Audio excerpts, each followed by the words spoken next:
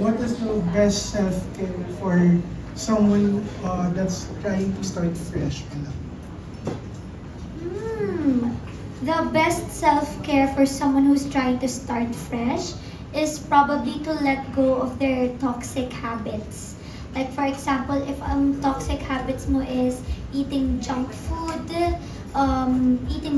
before you sleep, or sleeping late, or mga vices mo na hindi nakakaganda, I think yun po yung magandang first step to start fresh is to let go of the toxic habits po and toxic patterns po.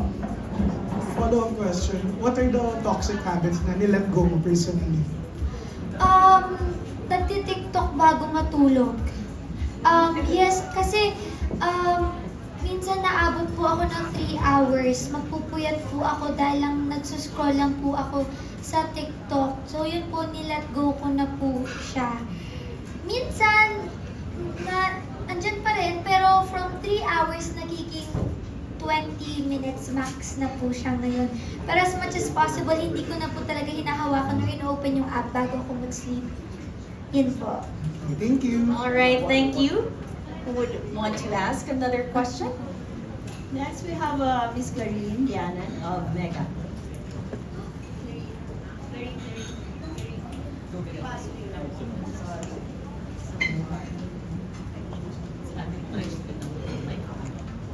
Hi, Sean from Mega. Hello po. As Gen Z, what are business tips that you can share for us? Business tips for Gen Zs?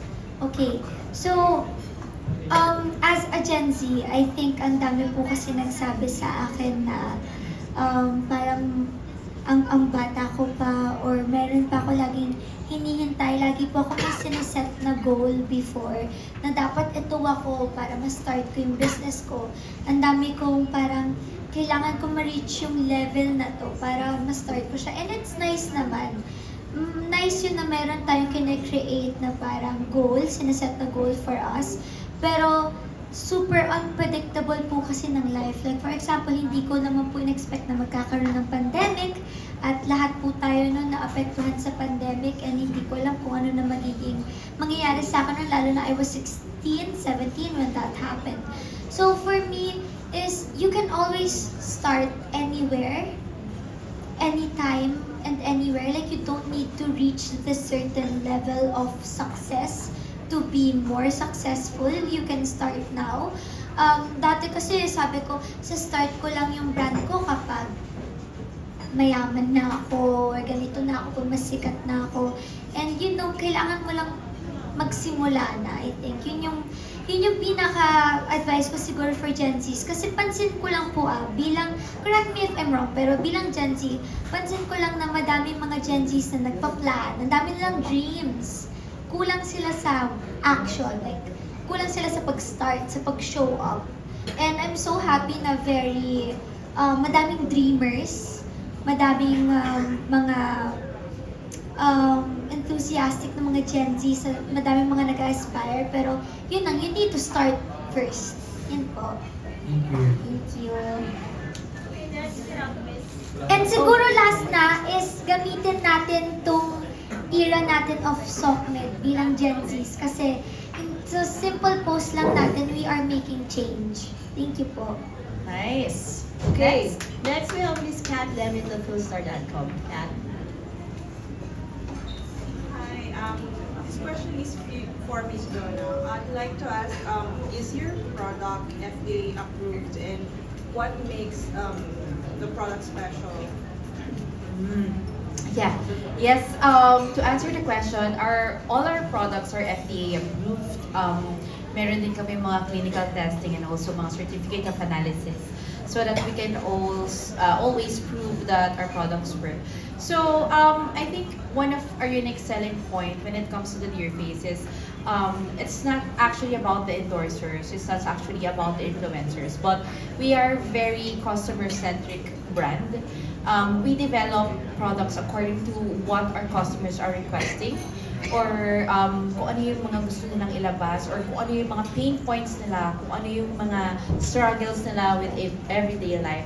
Like for example, we are developing something for hormones because we learned that a lot of a lot of women experience hormonal imbalance, and we need to drink so much supplements in order for us to, to balance the hormones. And if ever naman pupunta tayo sa mga OB-GYN, all they will suggest or prescribe is a contraceptive, which actually band-aids what is the current problem, not actually healing what is the root cause of the problem. So our goal in Dearface, we are very customer-centric and we listen to our customers. And that's why I think for over 4 years now, we carved our way going to the top because we know how to be customer centric and also to listen to our consumers. So I think that's one of the difference. We don't release products or we don't develop products according to what the hype is or what the trend is, but we develop products because we listen to our consumers. May I ask Andrea, Yes po. do you still have skincare routine? Do you have how many steps skincare routine? Yes po, bilang I wear makeup almost every day. Dahil sa work ko, required po ako magkaroon ng skincare routine. Like, I make sure kahit gano'n ako kapag God, I wash my face first and do my routine before I sleep. And bago din mag-makeup, yun po. Thank you. Okay, next we have Ms. Reg Rodriguez of Preview. Hi, hello. Opo. So now that you're super immersed in the beauty industry as a CEO and also as an endorser for Dearface, what's one thing na you just recently learned about beauty or self-care that for you is life-changing? I feel like for the longest time, hindi ko po binibigyan ng importance ang nutrients na kailangan ng body ko. Madalas kasi yung meron lang ako laging nilalagay sa face and body ko is yung pang outer lang, yung parang yung layer lang of my skin. Hindi ko tinitake importance yung nutrients na need ko, lalo na lagi po akong puyat, lagi po akong pagod. So, ayun po, tulad ng collagen, it's protein po, so need talaga natin yan. And minsan, malaking tulong po kasi yung ini-intake natin para sa katawan natin, iniinom natin. It's very important, hindi lang yung mga creams na nilalagay natin. So ngayon po, very handy kasi sa akin, very convenient sa akin ang Beauty Milk kasi hindi ako masyadong maalalahanin. Tama ba? Maalalahanin sa take ng mga medicine, yan, capsules, ganyan. So, very convenient sa akin ang Beauty Milk kasi tinitake ko siya bago ako matulog. And bago ko na-discover Beauty Milk, I always drink milk before I sleep. So, very convenient sa akin na yung melon milk, gatas na siya, masarap na siya, and sweet tooth ako, mahilig ako sa matamis. So, yan yung parang dessert ko bago ako matulog. Kapag very tiring yung gabi ko, yan na ang aking dessert. So, for me yun po, ang bago kong parang natutunan lately is kailangan din alagaan natin at mag-take tayo ng nutrients para sa katawan natin. Thank you. And last, since na-mention mo that you're super into K-drama now, ano yung favorite mo? Ang hirap po kasi mamili ng favorite. Depende po kasi kung comedy or kung paiyakan po or kung drama po. So, or kung meron din, iba-iba, meron po akong meron akong part, ito ang favorite ko sa drama, ito sa comedy, ito sa mga dream roles ko. Meron po akong kanya-kanyang folder para sa mga K-drama. Pero ngayon po yung pinapanood ko, I Love You, Runner. Medyo late ako. Inaamin ko late ako kasi iniwasan ko po talaga siya. Kasi alam ko po na ma-attach ako. Yun na po yung nangyayari sa akin ngayon. Sorry, Blight last, since na-mention mong dream role. Ayoko po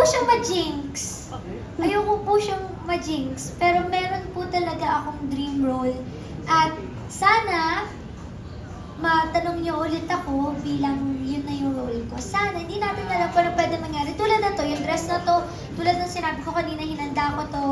Sinuot ko to no first contract signing ko with Dear Face. Tapos ngayon sa renewal, susuotin ko siya. So, hindi natin alam. Sana po, next time, Manifest natin yun. yes. Sana. Manifest indeed.